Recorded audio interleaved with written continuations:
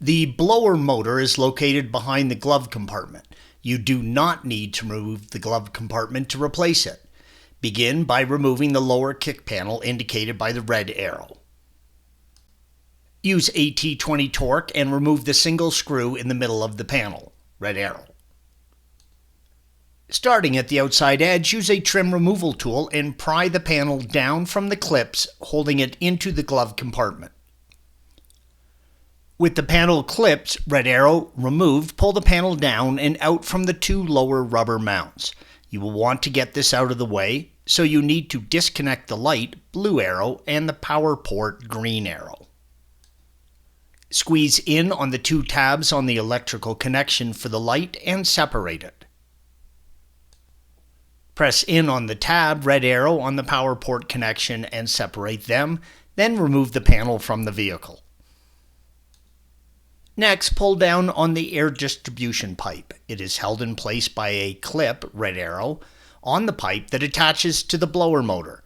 Separate the electrical connection for the cabin air temperature sensor, blue arrow. Squeeze in the tabs and separate the connection. Remove the air distribution pipe from the vehicle. You can now access the blower motor from behind the glove box, red arrow.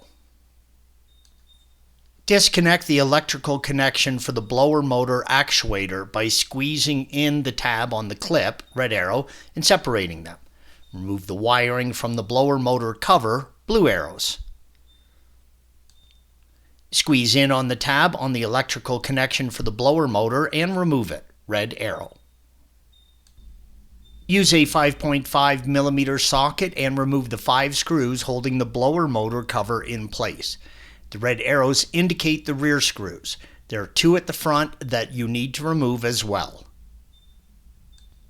With the 5 screws removed, lower the cover panel. The red arrows show the location of the 2 front screws. Clean this cover before reinstalling it.